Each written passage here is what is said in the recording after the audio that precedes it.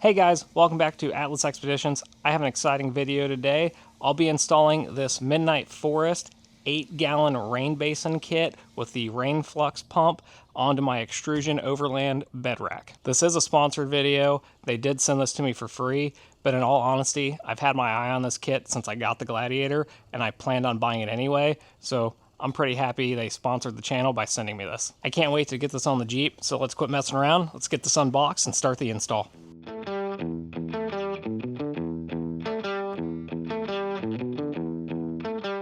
I've got everything unboxed now.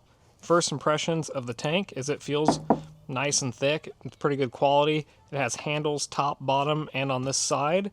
It's got all the caps up here. We have the two mounting plates here. And then we have the pump, battery, hoses, and the sprayer that all come with it. There's a nice feature built into this tank where you can unmount it, lay it on the ground in the rain, and it's designed so water will flow down into the tank. That way, if you're out on the trail for days at a time and you run out of water, you have a rain collection system. So far, everything in here feels like it's pretty good quality. The only thing that feels slightly cheap is the actual sprayer nozzle here, but honestly, all the ones you get at Lowe's nowadays feel kind of cheap and plasticky, so I'll just have to be kind of careful not to beat this up too much. I want to go ahead and toss this in the video too. The whole reason I'm installing this is because I have two major trips planned this year. One is at the end of April, where I'll be going and overlanding the Ozarks for about a week. And then I have a trip in September where I'll be going out to Colorado and Utah for another week and a half, 2 weeks, and doing the same thing, just lots of camping. So if you're not subscribed to the channel, be sure to subscribe so you can see those future videos. You'll see this in there, me using it to survive, hopefully. Here is one of the mounting hardware kits. Inside comes with Loctite, the bolts and washers you'll need. It has a lock, so you can lock both of these mounts so no one can just take this off and run away with it. And then here is the actual mount. This is a two-part mount. It has a inner piece that slides out. This is the part that actually gets mounted to the tank, and then this bigger part is what will get mounted to the rack. You can also mount these on bed rails and roof racks. Obviously, I'm just doing it to the side of my bed rack. So the tools you're going to need to install this are actually pretty simple. You're just going to need a 9/16 wrench or socket, and then a 3/16 Allen wrench or socket. If you take a look at the back of the tank here, you'll notice this groove on both sides. That is where the lock part of the mount would fit, so it helps you know the orientation this goes in. To start, take apart your mounts, and we're going to take this plate and mount it to the back of the tank. So go ahead and take 4 of your Allen screws, the red Loctite, put a little dab of Loctite on there, and get these finger tight.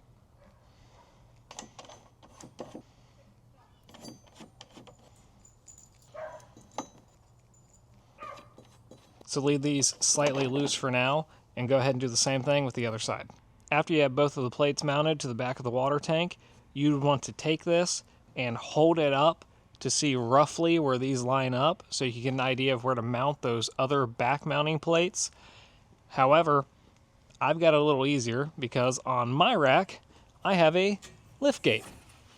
So all I have to do is take this, set it up top, line it up roughly where I want it, and then I can just come under here and look or mark where I think those need to be, and then I can get those put on. So I'll take a second and get this lined up, make sure my mounts are going to work, and I'll get back with you to show you how to mount the back plates. Now all you'll need is 2 carriage bolts. The kit comes with 4, but you actually have 2 different lengths of carriage bolt. For this application, I'm going to be using the shorter ones. And with those, you'll just need a washer and a nut each. And then you'll probably notice you have these 2 square washers. These are for mounting to bed rails. I don't need them. They're going to go off to the side with the 2 longer carriage bolts. So if you notice on the back here, you have 4 slots, and then your bed rack system or wherever you're going to mount this will probably have a bunch of slots. Mine has them kind of going in a sideways pattern, and then some going horizontal in the middle. You just really need to line 2 spots up with those holes and slots and get the bolts through. Any way you can do that, just make it happen. I'm going to set this up here where I marked and look for 2 openings. So I have one spot here, put my bolt in, and then I have another one here should work. I'm gonna bring this down, trying not to bite my arm off. And now I'm just gonna grab a washer and nut for each one of these and tighten them down. So the washer goes on first, then the nut. Same thing on the bottom one. You need a 9/16 wrench to tighten these down. I'm gonna tighten them down, but still leave a little wiggle in them because I wanna be able to line everything up, slide it into place, and then lock it down. With both of those in place, now I'm just gonna take the tank, slide it into the slots, kind of knock it down, make sure everything seats where it should be, and then I'll take it back off and tighten everything up.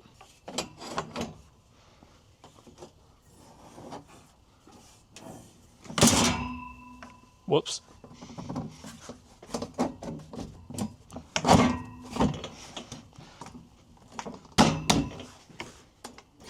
So once I slid that on there, I kind of kept backing up and looking at it, seeing if it was unlevel, pulling down on the sides to slide the mounts into place. I think it looks pretty good where it's at now. It kind of looks a little crooked, but my driveway's sloped. Everything else isn't perfectly flat and level on here. So I think that's good enough for me. So I'm gonna pop it back off now, and then I'm just gonna tighten down those bolts on both the back of the tank and on the rack side to hold everything in place.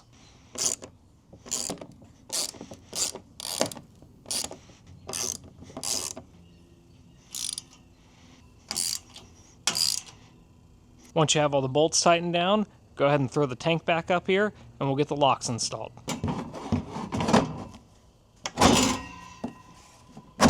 If you grab one of the locks out of the box and look at it, you'll notice it has two flat sides. Just make sure to line that up in there. And on the top, you have a red line. The red line just faces out. So slide that in there, and then you just turn the key, and it locks it in place, and that's all there is to it. So just drop it in, turn the key, locked. Now for an easy step, we're just gonna take the caps, screw them onto the tank. Starting with the two biggest caps, they go on the top right.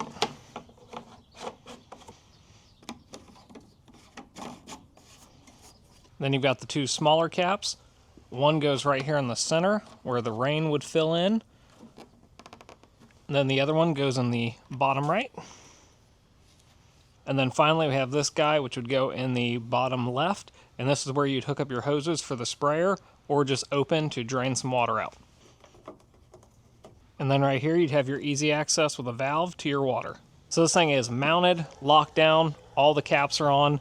The only thing I am not going to show you in this video is using the Rain Flux system because, quite frankly, I don't want to fill the tank right now. It's still going to get down to freezing temperatures for a few weeks in Ohio, and I don't want to drain it or get any water trapped anywhere and break anything. However, I will definitely make a video here in the future when it warms up of me using it and just kind of showing how well it works. So you guys can catch that video in the future, or if you follow along with the channel, I will have a couple larger overlanding trips this year while I will be using this thing almost daily. So thank you to Midnight Forest for sending this out to me, and thank you guys for watching. If you are not subscribed, please subscribe to the channel.